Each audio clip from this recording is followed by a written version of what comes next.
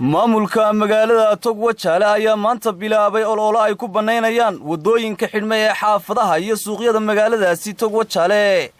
waxaana hawlgalkan ay maamulka magaalada Togwajaale wadooyinka ku banaynayeen faahfaahin ka bixiyay duqa magaalada Togwajaale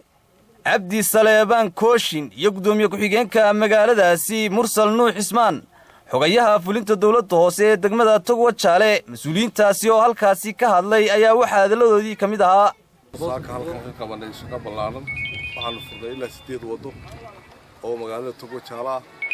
wadooyinkaas oo dadku ay nagala shaqeynayeen degan wadooyinka oo mas'uuliyiinta iyo ganacsatada iyo culimada iyo dumarkii iyo dhalinyaradii cid waliba ay meeshii wada maray ama meelaha xataa wada ahayn ay wada uga baahdaan ay iyagu furayeen gacmahooda ula tageen annaguna aanu cagafta saa ku gelinay markii aanu wacyi gelinay dadka ee la isla qaatay wadooyinka la saaro si biyo gelintuna iyo nidaamkeedu u dhameystirmo ayaa saaka noo fushay qaybo fara badan oo magaalada ka mid ah insha Allah inaanu halka ka sii wadnaan ku rajo weynahay waxaan halkan uga mahadnaqayaa dadweynaha reer Togwajaale yar iyo weynba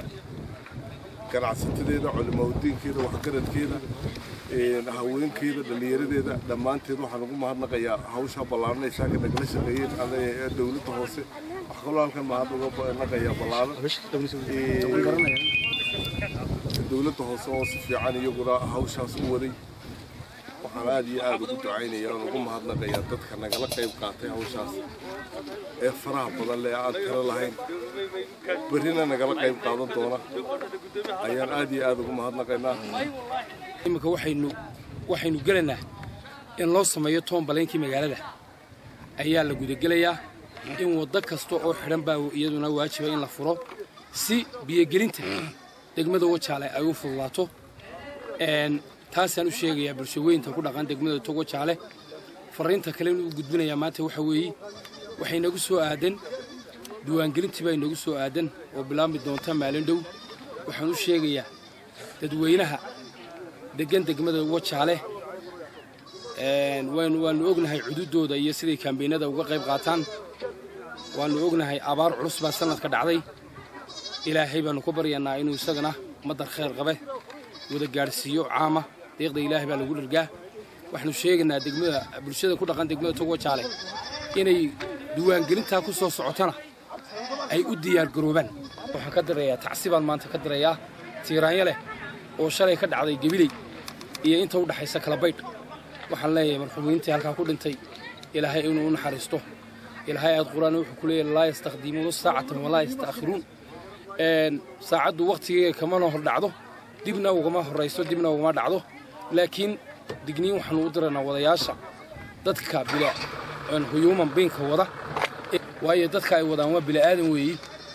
shalay toole halka waxa ka dhacday geeri aad iyo aad u foolxun Soomaaliland maanu ka tacsiyadeynaa in shilka dhacay waxa waajiba in la baaro oo waxa weeye degdeg loo baaro waxaanu ballan qaadanaa inay sii socon doonaan galbeedka markaanu dhameeyno barigaan bilaabi doonaa insha Allah marka waxaanu sheegaynaa dhammaan dadka reer Togwajaale inta wadooyinka degan inay isaga baxaan wadooyinka hadii kale sida maanta ba aanu u duduminaynay ayaan guryooda iyaguna u dumin doonaa hadhow bay dhici doontaa noloma sheegin guriga wada dhex fadhiya way iskaranayaa oo wada laga dhex sameeyo way iskaranaysaa hal laga gurto laga guuran leen sidoo kale bulshada ku dhaqan magaalada Togwajaale ayaa soo dhaweeyay arintani qasabtini ma jirto cidna tiri ma garanaysaa waxa weeyaan nugu qasabtini ma jirto annaga aan raali ka ahayn Sikriye Nuux Ibraahim telefishinka caalamiga Raya TV gobolka Gabiley.